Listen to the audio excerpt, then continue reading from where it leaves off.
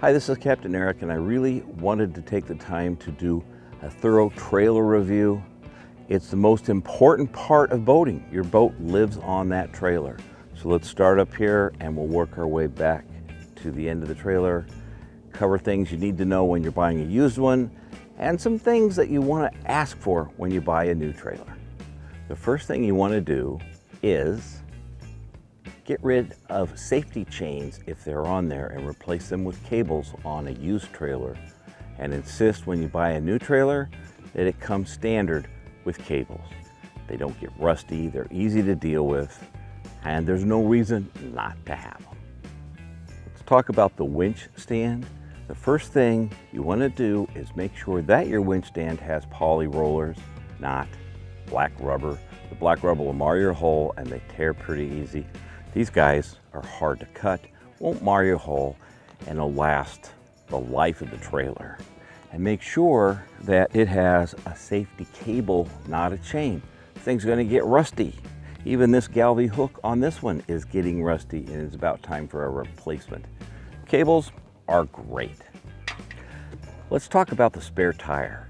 You could have the dealer mount your spare tire anywhere, or if it's a used trailer, it might be mounted in a different location.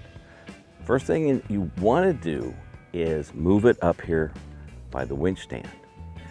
Then when you have to get out of the boat, you can easily step out of the boat onto the tire, then onto the tongue and down to the boat ramp without ever getting your feet wet. And there's no reason after a long day of fishing to get up here and go, oh boy, now I gotta get wet. So this little tip will save you a lot of squishy feet home. So it's a really important thing to remember. One of the most important pieces of advice I can pass along is to make sure that you get a trailer frame that's as long as your boat. You'll see trailers where the trailer's this long, the boat's this long, with bunks hanging out with the boat sitting on the bunks. The two biggest problems, you're not getting the proper support for your boat. The second, and I think worst problem, is there's nowhere to tie it down.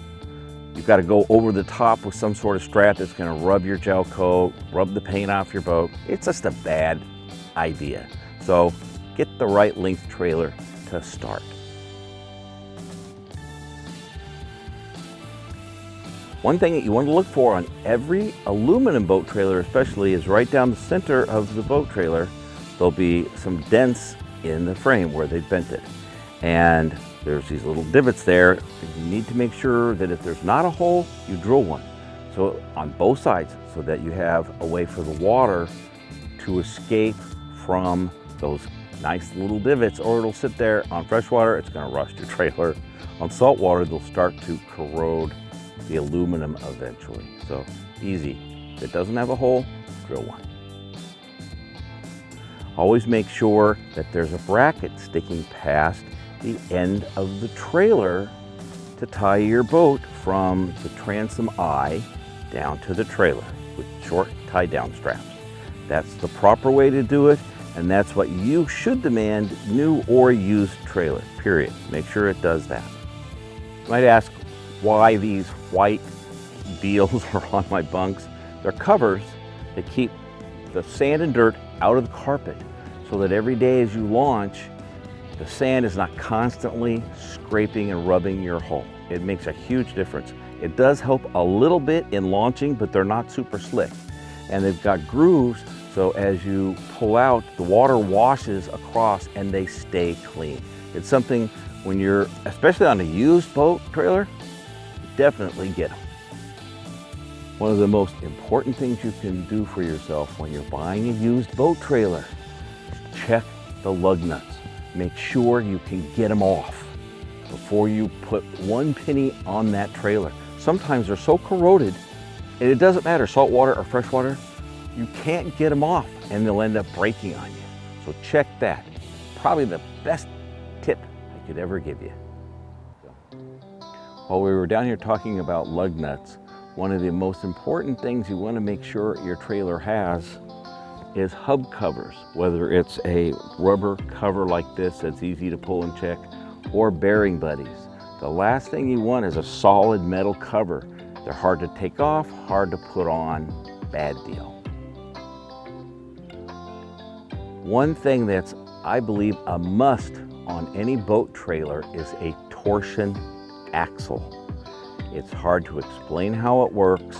We'll show you some video of a torsion axle working, but regardless, you don't want leaf springs. In saltwater, they rust to a solid piece, and in freshwater, they pretty much do the same thing.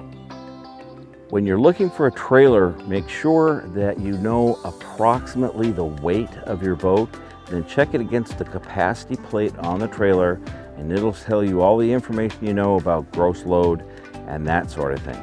It's all on the plate. Just make sure you look for it and double check. If it doesn't have one, don't buy the trailer. On an aluminum trailer, it is critical that any disparate metal, which means, for example, stainless is touching aluminum, galvanized is touching aluminum, there needs to be a tape which is made to protect galvanic corrosion so that the two don't touch. It will ruin your aluminum trailer. This manufacturer has gone to the trouble to put nylon washers between the aluminum and the galvanized steel to protect that critical part of my boat trailer. There's a lot to know about boat trailers, and unfortunately, it seems to be the one subject that gets the least amount of coverage. I hope this video really helps you understand how important it is to know that this is where your boat lives. So you need to be going high detail on trailer, not just, it's a trailer, any of them will do. I hope you enjoyed this video. We appreciate you taking the time to watch it. And please subscribe to our channel. It helps us, and hopefully we've been able to help you. And there's some great deals on the affiliate links.